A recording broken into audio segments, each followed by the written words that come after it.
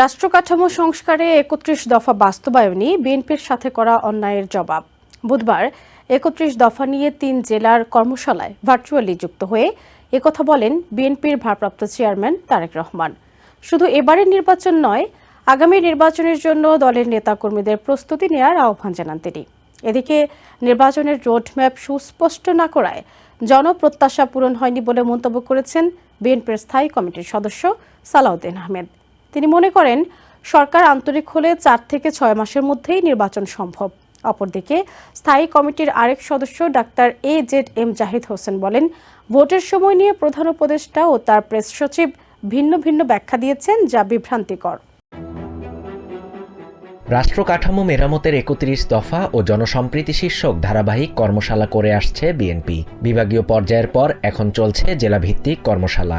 এর অংশ হিসেবে বুধবার টাঙ্গাইল, নারায়ণগঞ্জ ও গাজীপুর জেলার কর্মশালায় ভার্চুয়ালি যুক্ত হন বিএনপির ভারপ্রাপ্ত চেয়ারম্যান তারেক রহমান। কর্মশালায় তারেক রহমান বলেন, বাংলাদেশের মানুষের অধিকার ফিরিয়ে দিতে আন্দোলন করেছে বিএনপি। নেতাকর্মীরা হামলা মামলার মুখোমুখি হয়েছে, এমনকি জুলাই গণঅভ্যুত্থানে বিএনপির ৫ শতাধিক নেতাকর্মী নিহত হয়েছেন।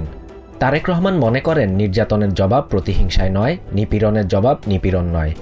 এদিকে জিয়াউর রহমান ফাউন্ডেশনের উদ্যোগে রাজধানীর বনানীতে মেডিকেল ক্যাম্পের উদ্বোধন করেন বিএনপির স্থায়ী কমিটির সদস্য সালাউদ্দিন আহমেদ। সরকারের দেয়া নির্বাচনের রোডম্যাপ যৌক্তিক হয়নি মন্তব্য করে তিনি বলেন, প্রধান উপদেষ্টার দেয়া ঘোষণায় প্রত্যাশা পূরণ হয়নি বিএনপির।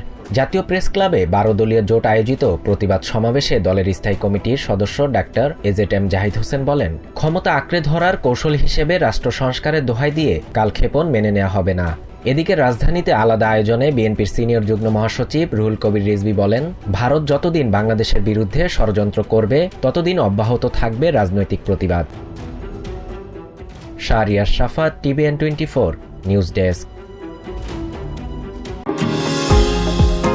নিউ ইয়র্ক থেকে সম্প্রচারিত TVN 24 টেলিভিশন বিশ্বজুড়ে বাঙালির কণ্ঠস্বর।